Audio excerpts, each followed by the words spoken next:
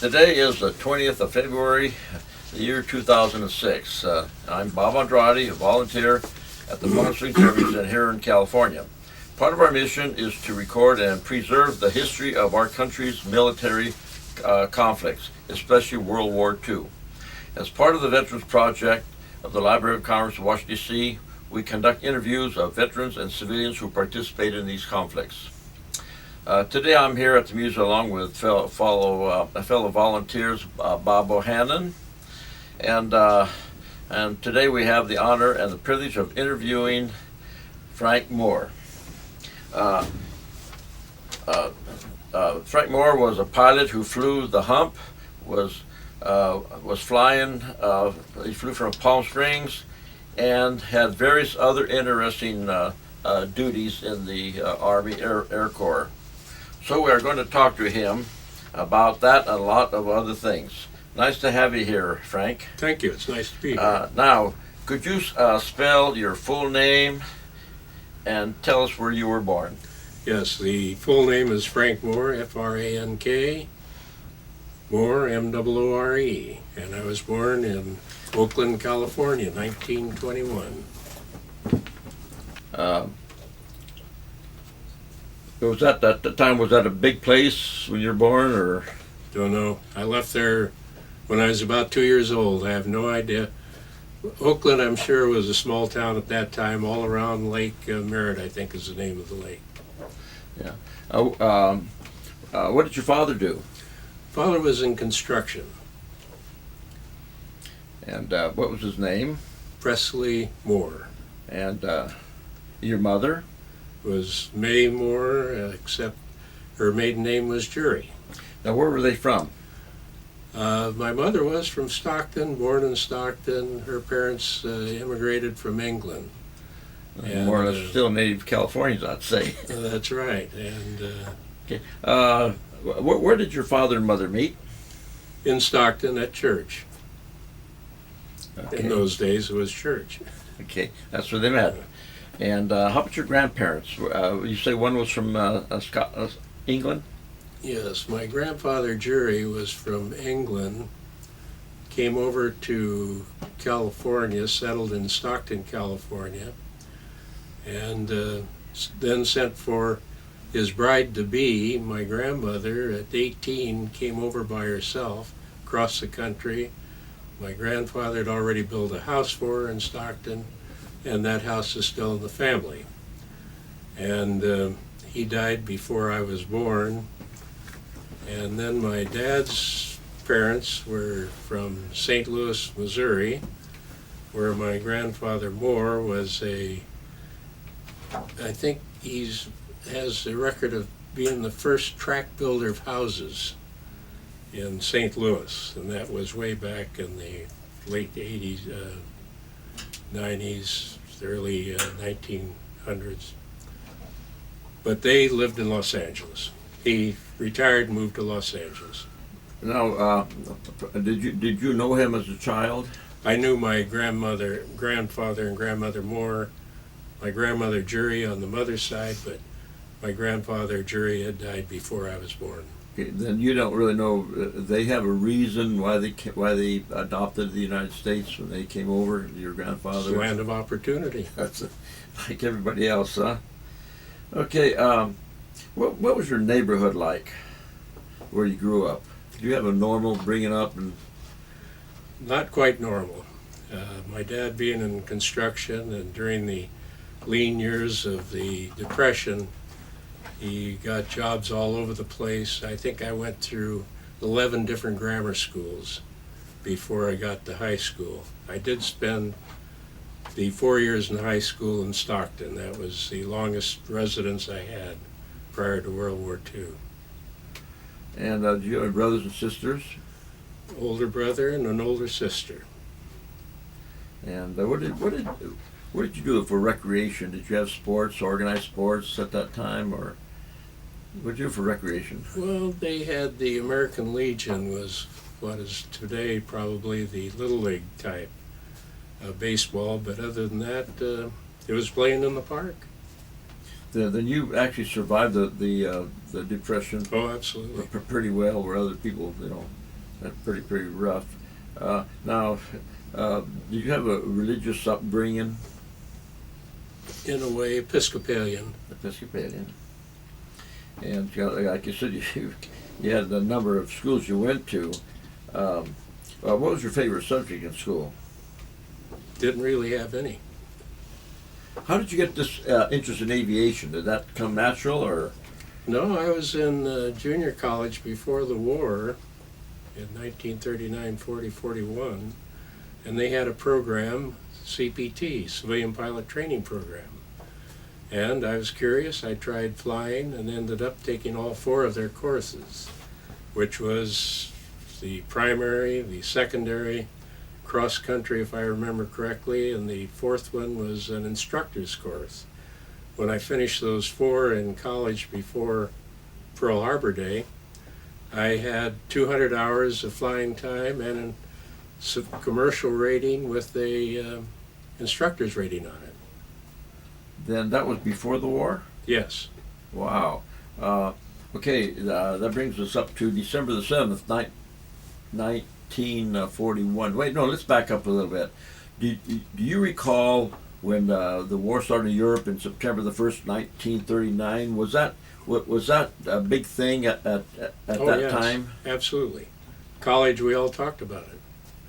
And the probability of our being in the war, and also what we would do in the war. Okay, and so that brings us up to December 7th, 1941. What were you doing? I think you probably remember that, don't I you? was at the airport in San Francisco. Another kid and I, another graduate of the CPT course, were being interviewed to be flight instructors for a fellow who was buying a Cessna airplane, and he was a reporter for the Examiner paper up there. And of course the radio was on. We heard that Pearl Harbor had been attacked, so that ended that venture right there and then. Then what went through your mind as far as yourself? You knew that you were already in, and did you have any thoughts Well, I about wasn't what? in at that time. Oh, you were. Oh, you're still in the pilot Civilian training. pilot, right. So what was the status of yourself and the people like you? What was the first thing that you did at that time for, in your status? Well, with my friends there were 6 of us that went through the 4 courses of CPT, and we all started looking for jobs as instructors for the Air Corps. And but the rumor at that time, they were going to move all the fields where they were giving primary training over to Nevada or Arizona. And it was just about that time, well, it was in March, a friend of mine went to work for the Ferrying Command in Long Beach. He also had graduated from the CPT program with me and told me to come down. They were hiring civilian pilots. So I immediately went to Long Beach. I ran into a problem. You had to be 21 and you had to have 300 hours. I had 200 hours and I was still 20 and wouldn't be 21 till August. So with a little counseling, I overcame that problem by getting another logbook and writing up in different pens. We called it Parker 51 time, another 108 hours or something like that in the new logbook. And I put down my birth as being born in 1920 instead of 21 on the application. No one checked our birth certificates, no one checked the logbook. All they did was say, "We'll call you for a check ride," which was in a BT-13. Okay, and I took the check ride, passed. I think I shot 3 landings. The next thing I knew, I was a civilian pilot in the Air Corps with... okay, now that would make us all wonder, why would you be a civilian pilot in the Air Corps? Wouldn't you get your commission at that time? The Ferrying Command was hiring civilians at that time. But they also said, "Will you accept a commission?" And I said, "Gladly." And so I was interviewed by a 3-officer panel and made the application for the Air Corps. And in August I 1 month after I became 21, I became an officer and gentleman. Okay, now that brings another question. Did you go through the normal basic training as like the other people? Cadet? No. No, because by then I was flying everything practically that, BTs, PTs, I was co-pilot, had 3 co-pilot trips, and then my first twin engine checkout was in a Lockheed Hudson, an 828. And the Lockheed Hudson primarily was an English plane, as you may know. We were flying them to, at that time, they fly them up to Montreal, but before the war, they used to shove them across the border. And then after we were in the war, of course, we could fly them to wherever the port of debarkation was, where they mothballed them and put them on a ship and sent them over to England. It was an English airplane, English specifications. Even though you had a co-pilot, there was no dual controls in it. He sat on a step going down into the nose. Another peculiar thing about the Lockheed Hudson was you didn't have toe brakes. You had what we call the Johnson rod. It was a handbrake. You pull that out, then your rudders acted like brakes. So all told, it was a difficult airplane also to fly. It was very short coupled and was easy to ground loop. You had to really keep on it. Where do we go from here? Yeah, then I can just picture that whenever That was my first twin engine. When you were assigned that, then you had a quick checkout. How many hours do you think you got checked out before you were qualified? It was either 10 or 12 hours for my first twin engine, and that was a Lockheed Lodestar. After that, I was checked out in the C-47 and progressed right on through everything that we were ferrying. You know, I think at this point, Frank, I'm going to hand you some pictures of airplanes. If you could just briefly just say something about them. They don't have to be in the right sequence, but if you could just mention something about them and just set them there as you do that. Well, are you still recording? Yes. Let me give you the sequence that we were checked out in the ferrying command. Okay. Because we were in Long Beach and then subsequently Palm Springs also. A great deal of the different types of airplanes, of course, were built here on the West Coast. So the initial, like I say, the initial checkout was in a twin engine. After the Lockheed Hudsons, we started using C-47s to be checked out in for your initial twin engine check ride. After that, you got a B-25 check ride after you delivered some of the twin engine of the C-47s or the Lockheed Lodestars. The Lockheed Hudson. Then you got a B-25 check, which usually was about an hour. Let's see if I can find a 25.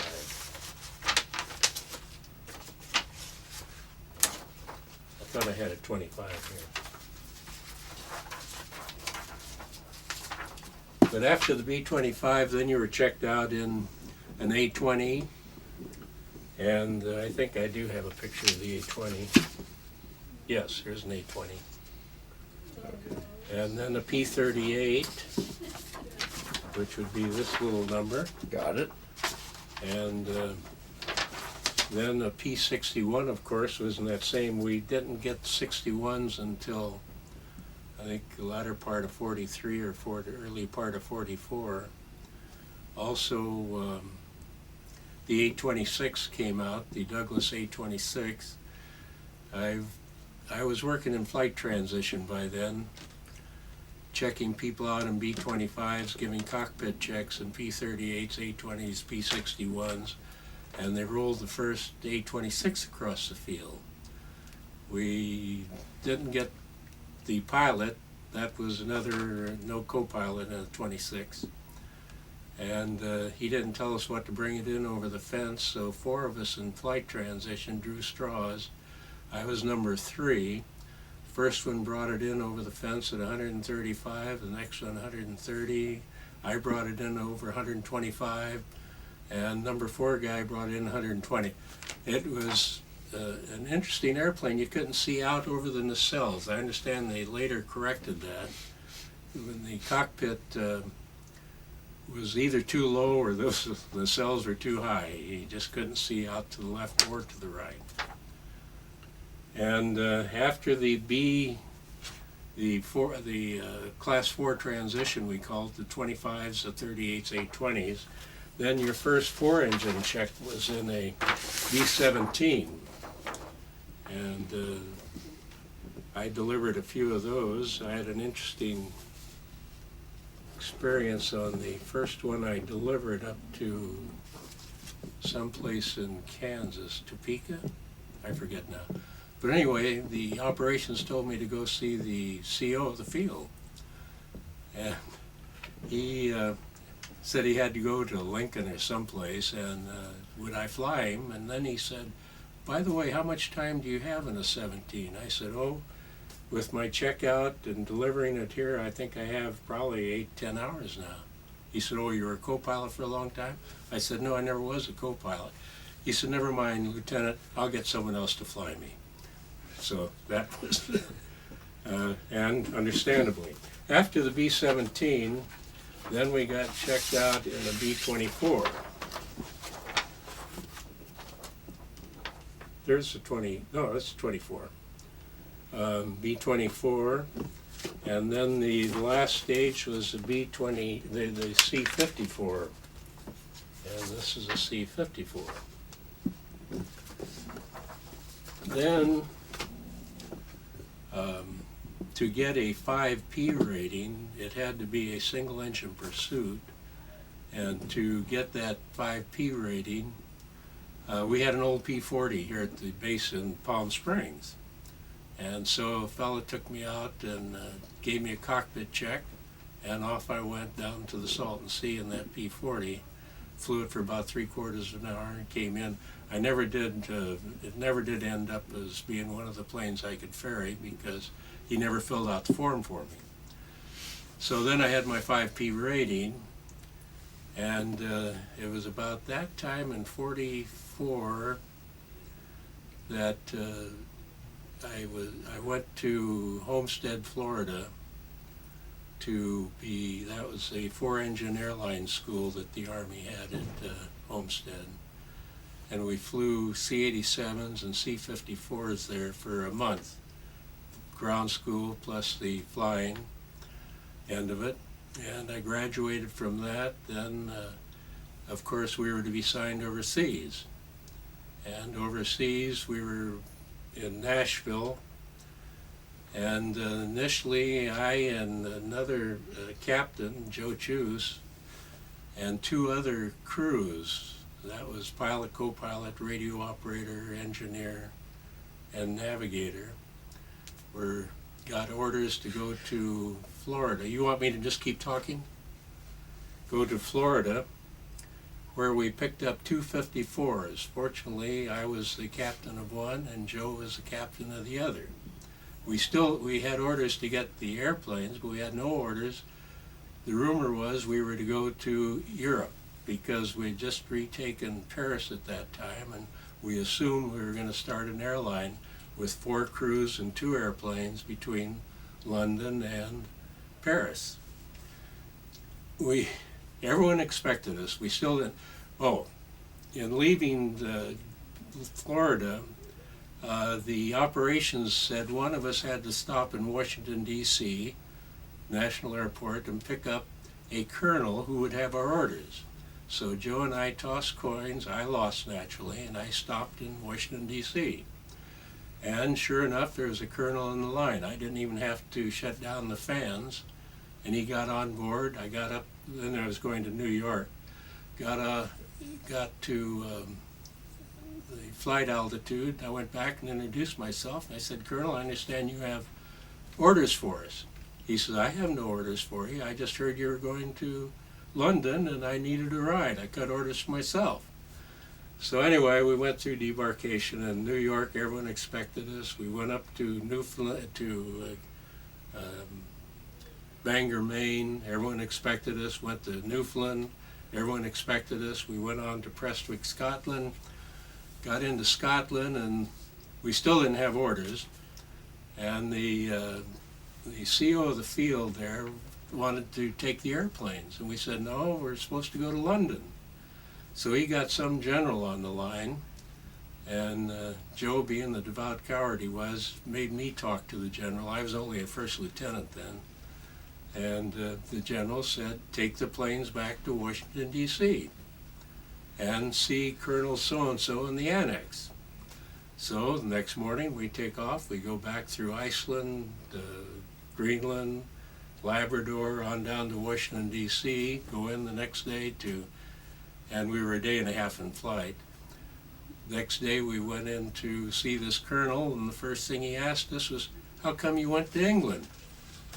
And we were hoping to get an answer from him, and he was in the dark too, and he said, all I can figure out is someone started the program, it got canceled, but you guys were en route already. So he said, now we got to dispose of the 254s. So I sold mine to TWA in Washington, and I got the receipt for it, because since it was a civilian, and I had signed for the darn airplane, and I sure wasn't going to leave that on the records. So I think I showed it to you, Bob, the receipt. Yeah, but hold it up there. I'm looking for it. It's here somewhere. And I got that signed by TWA. Oh, I think.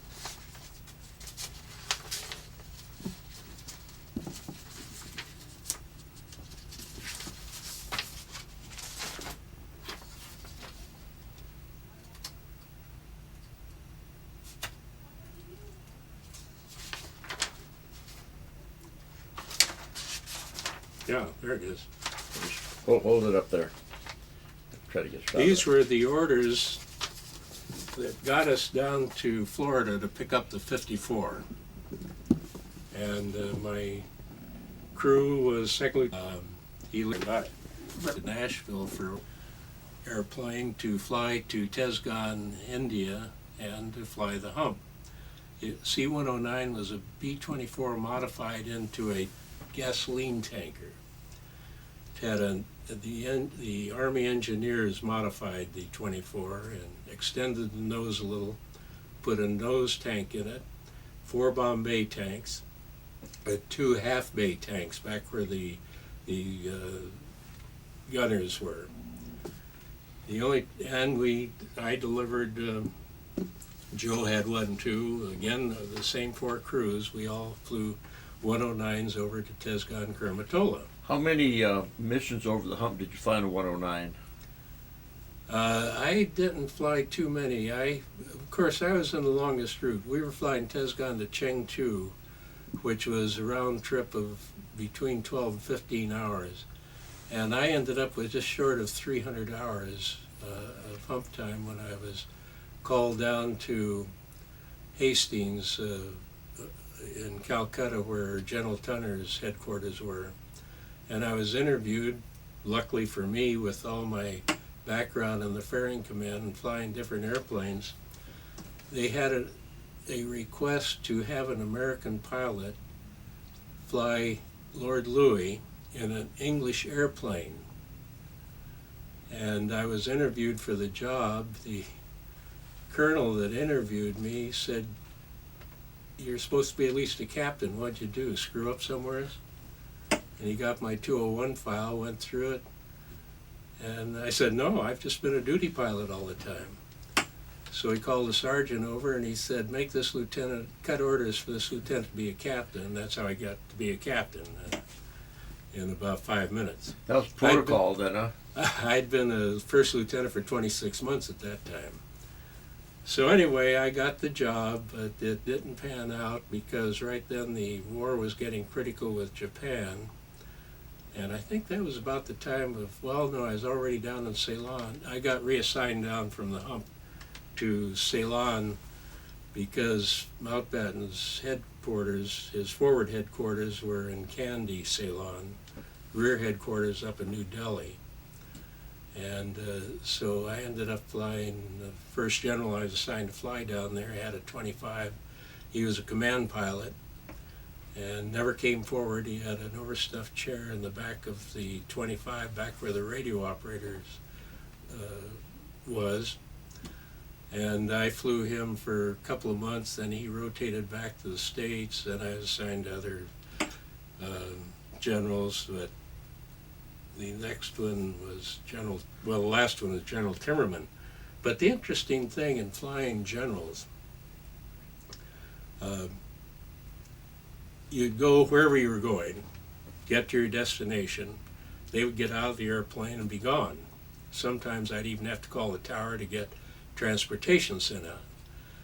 I flew several English generals, and with the English general, they always waited for me to get out of the cockpit to make sure that I and my crew all had transportation, and then would thank us.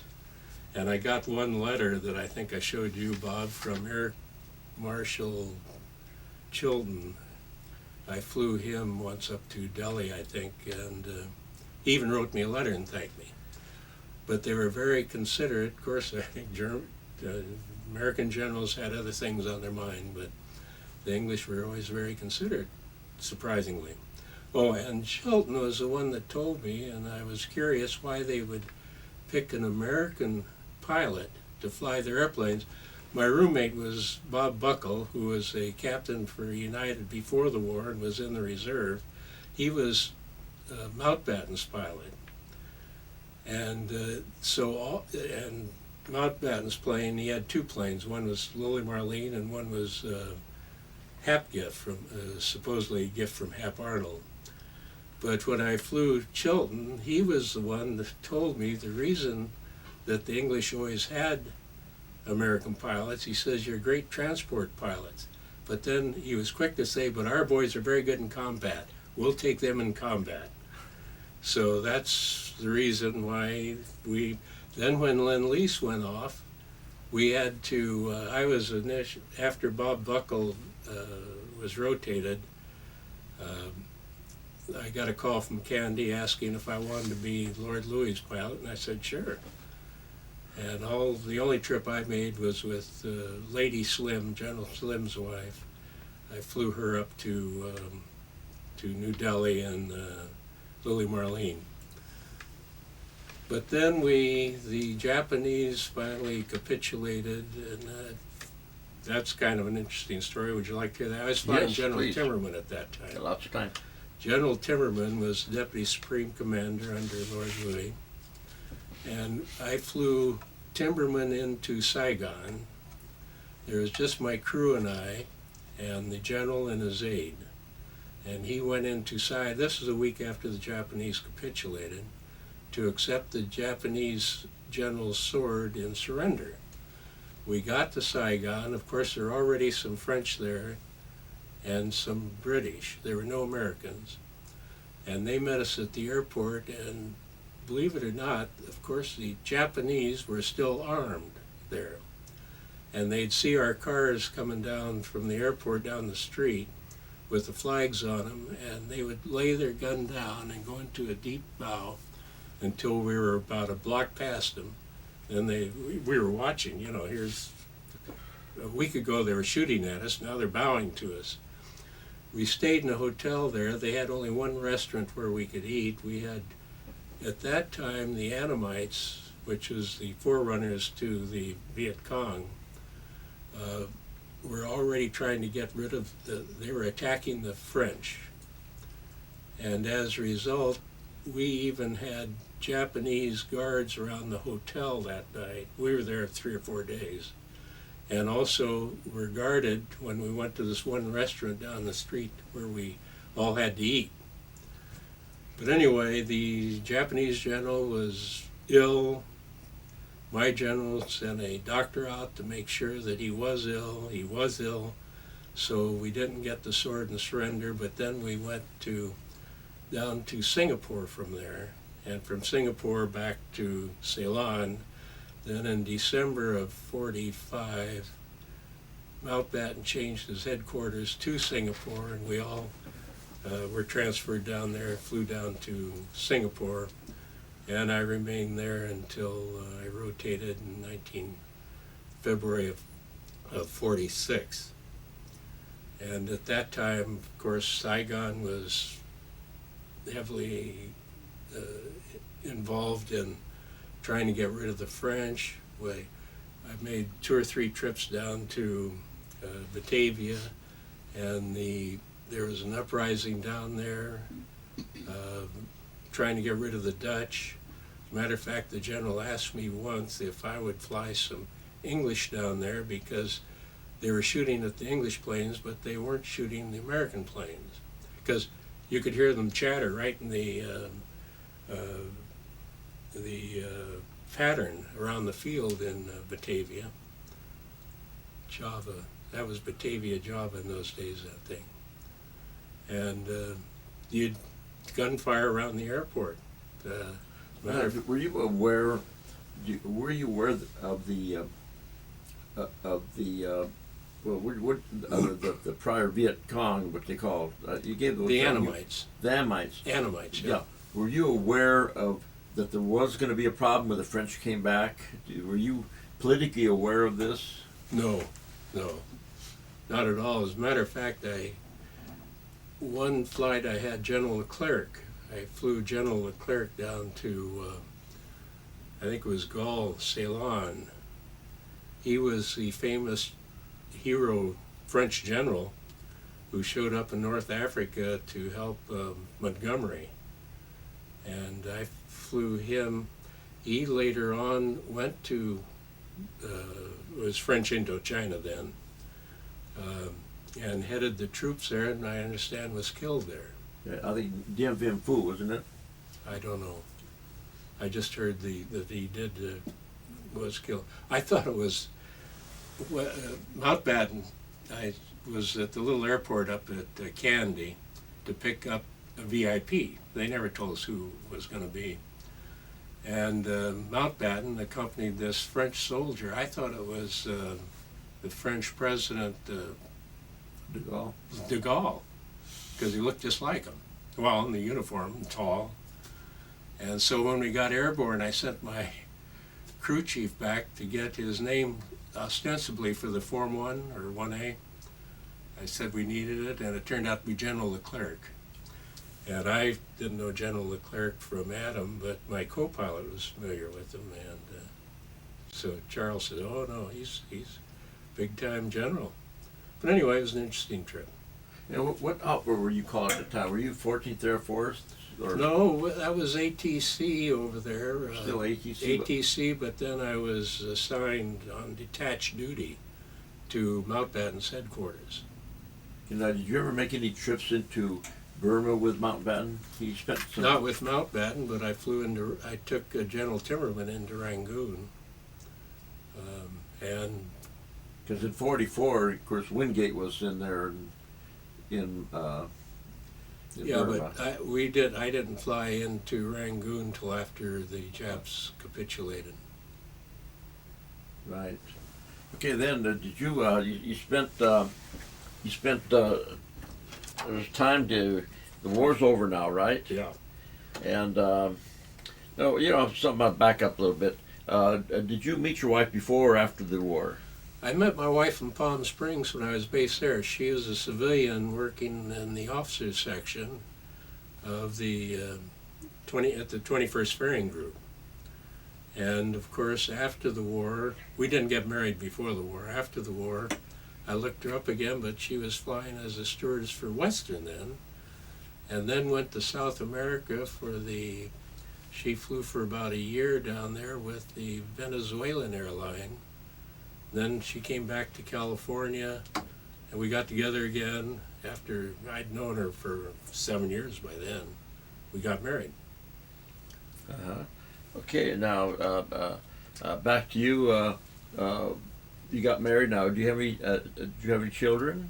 We have 2 children, boy and a girl. The boy's and how are they doing? he's doing fine. He's an attorney. Picked out one of the toughest specialties. He does medical malpractice defense work. Just finished a trial in downtown LA that was a little about 4 weeks in trial and 2.5 hours with the jury, and he got a complete defense verdict for his doctor.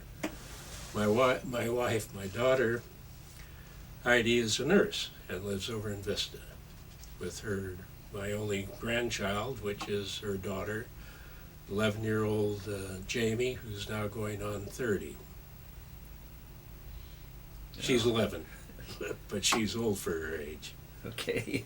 Kids grow up in a hurry today. Yeah. Okay. Now you're back in the States now, and you're trying to resume your normal life like a lot of the other GIs. Yes. You've got Yes. your ruptured duck and all that Oh, stuff. Now, when did you decide that you were going to go back to school? Right away. I knew I had to go back and get an education. And I came back, got in College Pacific at University of Pacific now, and then found out I could go to Hastings College of Law without an AB degree.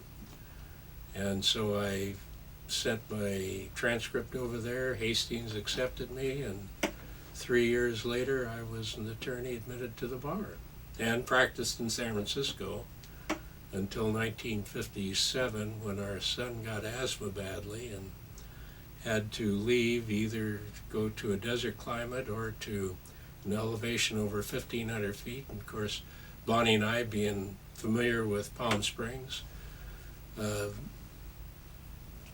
was no choice but to go to Palm Springs, Okay. which we now- did do. Okay. Then you practiced in San Francisco, right? I practiced now, up there. What specialty were you in? I did mostly tax work and corporate work. Pretty busy at that. Oh, absolutely. I was with a very good firm up there.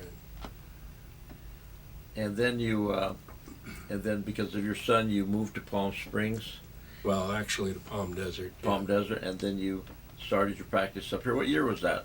That was 1957. 1957. And in those days, the year-round town in the desert was Indio, not Palm Springs. Palm Springs had fulled up during the summer. So I opened an office in Indio, became partners with Dick Marsh, and then Gordon Cologne joined us, so it was Marshmore and Cologne. And we grew to a firm of 7 attorneys, had offices in Indio, Palm Desert, and Palm Springs. And then, interestingly, of the 7 of us, Gordon Cologne ended up an appellate justice down in San Diego. Dick Marsh was a Superior Court judge here in the Valley before me, and I was a Superior Court judge in the Valley. And Dick Robinson, who was also with us, became a municipal court judge in Palm Springs. Robinson. Yeah, Dick was the Attorney General for New Mexico, but then when they couldn't, they could serve 2 terms, and they had to retire. So he came out to California, took the California bar, and joined our firm.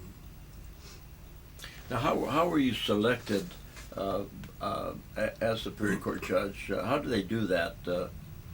Well, in those days, it's quite complicated today, but in those days, a judge put my name in. I wasn't even aware of it. Judge McCabe, who was here in the desert. And so I kind of liked the idea. So I tossed my hat in the ring, so to speak. Got people to write to the governor. It was Governor Reagan, and at that time. And in March of 1970, I was appointed Superior Court, which is interesting. I went to the Ferrying Command in March of 1942. So March seems to have been a day for big changes for me, or the month And it's of big almost there. changes for me. And okay, then did you have any cases that you tried that were very interesting or had a twist to them? Or? I tried a lot of cases, As a matter of fact, the first 2 years I was on the bench, I tried 16 murder cases. But I tried everything, civil and criminal both. That is really interesting. And of course, you've seen the growth of this area in the court system too, haven't you? Oh, yeah. We meet retired judges meet once a year over in Riverside, and I was asking one of the judges over there, retired judge, who is still sitting as a pro tem judge, assigned judge, and I asked how many courts did we. When I was a judge, first appointed, we had 3 departments of the Superior Court here in the desert, and there were 6 departments in Riverside. So a total of 9 Superior Courts. And when I asked Bill, what's his name, recently, how many judges do we have now? There are, of course, they've combined the municipal and the Superior Court now, but I think he said there were 77 departments of courts in Riverside County now. From our, I don't know how many municipal court judges there were at that time, but there are also justice courts where you had lay judges when I went on the bench in 70. Now, I have a picture here. Look, I'd like, if possible, go back to the back to flying the hump. Yeah. Can you kind of hold that up a little bit and kind Sure. of, if you could possibly, yeah, hold up, yeah, and kind of, there you go, yeah, there we go. Yeah, okay. Where did you take off from to Well, Tezgan Kermatola was right in what is now Bangladesh. Dhaka, Bangladesh. It was Dhaka, India then. And it was, Can I see that, please? yeah, I'm trying to locate it. I can't really locate Yeah, it it's too kind of well. hard, isn't it? But it was up in this area. Uh-huh, okay, I got it. And our flights went to either to Kunming. Most of my flights were all to Chengdu, which is up in the northwestern part of China, and which is one of the longest routes. I understand they lost a lot of 109s over there flying the hump. Yeah, it had a nickname of 10 Boom. Yeah. Well, you know, back to all the tanks in it, they found out, some smart engineer at Tezgan found out if you filled them all up, the plane would never get airborne. So they took out the nose tank, they took out the 2 half-bay tanks, and they took out one of the Bombay tanks. So you only had 3 Bombay tanks in order to stay within whatever the gross was, I think 68,000. What was the average length of a runway? 6,000? Oh, I think they're around a mile, somewhere around that. And I know I've flown. Sometimes that plane just doesn't want to fly, and You'd use up a lot of runway on takeoff. it's also said that it took 2 C-109s over the hump to fill 1 B-29 mission. I wouldn't be a bit surprised if it took more than that. We were given, I think, 800 gallons to come home.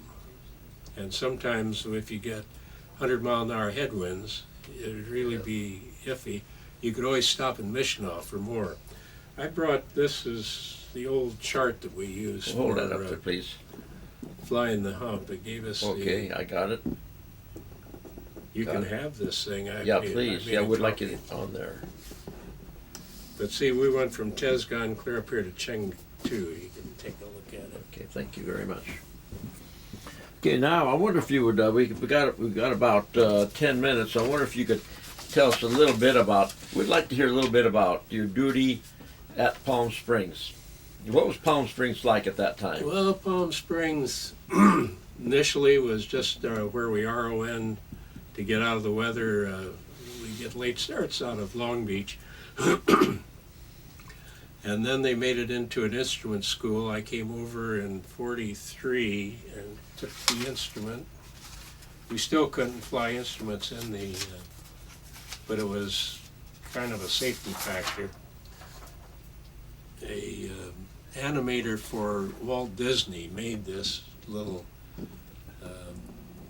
Got it. diploma, so to speak, I got it. of having, they called it, and you couldn't do it today, Institute of the Blind. And it shows Pluto sniffing up a leg of the beam.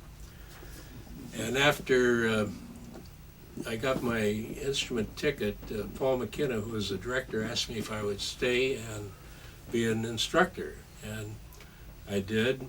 I started teaching guys to fly instruments. We used a BT-13, had a hood in the back. And then I started giving the final check rides in a C-78 or a Lockheed Lodestar, which was a C-60, and give their final instrument ride in that.